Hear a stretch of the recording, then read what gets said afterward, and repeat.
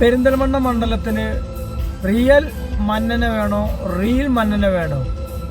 നിങ്ങൾ ജനങ്ങളെ തീരുമാനിക്കും. വീഡിയോ ഒന്ന് കണ്ടു നോക്കി. പെരിന്തൽമണ്ണ നമ്മുടെ ജില്ലയിലെ സെക്കൻഡ് ഹെഡ്ക്വാർട്ടേഴ്സാണ്, നഗരം, ആശുപത്രികളുടെ നഗരമാണ്. അവിടെ ഏറ്റവും വലിയ പ്രതിസന്ധിയായി നമ്മൾ നേരിടുന്നത് നമ്മുടെ ഗതാഗത മേഖലയിലെ പ്രശ്നങ്ങളാണ്.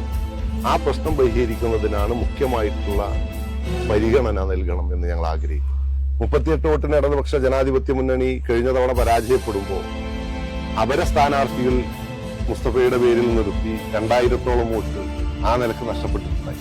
പെരിന്തൽമണ്ണയുടെ ഏറ്റവും പ്രതിസന്ധിയിലായി കിടക്കുന്ന ചില പ്രധാനപ്പെട്ട പ്രശ്നങ്ങൾ പരിഹരിക്കുന്നതിന് നേതൃത്വം കൊടുക്കാൻ കഴിഞ്ഞത് ശശിയേട്ടനാണ്.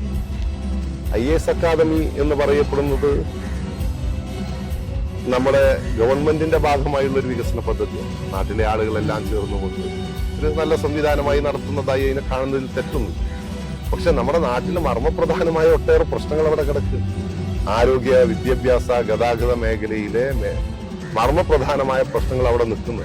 തദ്ദേശ സ്വയംഭരണ സ്ഥാപനങ്ങളിലേക്ക് നടന്ന തെരഞ്ഞെടുപ്പ് ഞാൻ പറഞ്ഞ ഐക്യജനാധിപത്യ മുന്നണിയുടെ വിജയത്തിനപ്പുറം ഇടതുപക്ഷ ജനാധിപത്യ മുന്നണിയുടെ പരാജയത്തെക്കാൾ വളരെ പ്രാധാന്യമായി നമ്മൾ കാണേണ്ടത് അസത്യ പ്രചരണത്തിന്റെ വിജയം.